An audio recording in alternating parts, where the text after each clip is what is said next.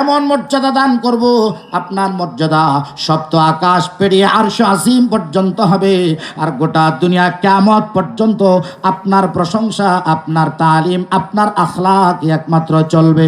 যেরকম সুবহানাল্লাহ ছড়ায়া দিবেন, যেরকম সুবহানাল্লাহ। আমার ভাইয়েরা, আল্লাহ সুবহানাহু ওয়া তাআলা তার হাবিবকে আনুষ্ঠানিক নবুয়ত দিলেন। হুজুর সবাইকে ডাকলেন বাইতুল্লাহর চত্বরের মধ্যে। আল্লাহর হাবিব সবাইকে একত্রিত করে হুজুর সাফা পাহাড়ের উপর কেনা বলে রাসূল করিম সাল্লাল্লাহু আলাইহি সাল্লামকে দুইজন ব্যক্তি ভালোবাসতো, হুজুরকে ভালোবাসছে দীর্ঘকাল। একজন আবু লাহাব।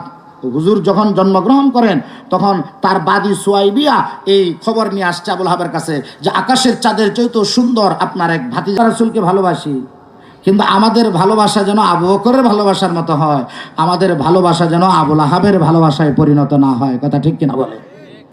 আজ মুসলমানরা বলে আমরা আল্লাহর নবীর উম্মত, কিন্তু রাসূলুল্লাহ সাল্লাল্লাহু আলাইহি ওয়াসাল্লামের আদর্শ তাদের জীবন আবু লাহাবের ভালোবাসার মতো হবে। কথা ঠিক কিনা বলে? এখন কার মতো ভালোবাসবেন? আবু লাহাবের মতো না আবু বকরের মতো? আর জোরে বলেন। আল্লাহ সমস্ত রহমত তো তার নবীকে দিয়েছেন। একেবারে শেষ দিকে আসি, আমি একটা কথা আপনাদেরকে বলে দিই, তারা সম্পদের অবস্থাটা খুব ভালো বুঝতো।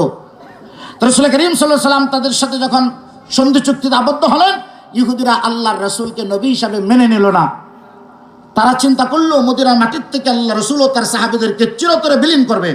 এই জন্য ইসলামের চিঠি পৌঁছেছে, এই জন্য তারাও মদিনার উপর বিরক্ত।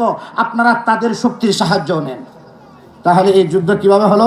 মক্কার সম্মিলিত কুফফার শক্তি, আর তদানীন্তকালের দুনিয়ার রোম এবং পারস্যের শক্তি, আর ভিতরে ইহুদিদের ষড়যন্ত্র। এর নাটে আবু যর গিফারী রাদিয়াল্লাহু তাআলা হুজুর আশ্চর্য হয়ে জিবরাইলের দিকে তাকায় আছেন। জিবরাইল বলেন, ইয়া রাসূলুল্লাহ, এত আশ্চর্য হয়ে তাকায় আছেন, কি হয়েছে? আল্লাহ রাসূল বলেন, হে জিবরাইল, আপনিও আমার আবু যরকে চিনেন? জিবরাইল মুস্কি এসে দিয়ে বলেন, ইয়া রাসূলুল্লাহ, কি বলেন? আমি কেন? আকাশ পানি বের হয়ে গেল। হুজুর তার জামা মুবারক উঠায় দেখালেন। সাহাবায়ে কেরাম লক্ষ্য করে দেখেন আল্লাহর হাবিবের পেটের মধ্যে ক্ষুধা নিবারণের পাথর বাঁধা। আল্লাহু আকবার। ঠান্ডা পাথর পেটের সঙ্গে চাপ দিয়ে ধরে রাখলে ক্ষুধা একটু কম অনুভব হয়, এটি হুজুর পেটের সঙ্গে বাঁধা রাখছেন। সাহাবায়ে কেরাম কিয়ামত পর্যন্ত মিষ্টি আর শিফা হয়ে গেল। সুবহানাল্লাহ। হযরত জাবের আশ্চর্য হয়ে গেলেন। সাহাবায়ে কেরাম তৃপ্তি সহকারে খেলেন। হুজুর বললেন, এবার ডাকনা উল্টাও। ডাকনা উল্টায় দেখে যে পরিমাণ গোশত আর রুটি শুরুতে ছিল ওই পরিমাণই আছে। যেরকম সুবহানাল্লাহ। নাজাত আর মুক্তির পথ দিতে পারে।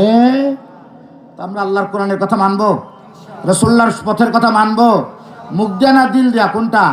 কারা কারা রাজি? আল্লাহর হাত তুলে দেখান যে ইনশাআল্লাহ আমরা আল্লাহর কোরআন অনুযায়ী চলবো, রাসূলুল্লাহর সুন্নাহ অনুযায়ী জীবন গড়ে তুলবো। আল্লাহ আপনি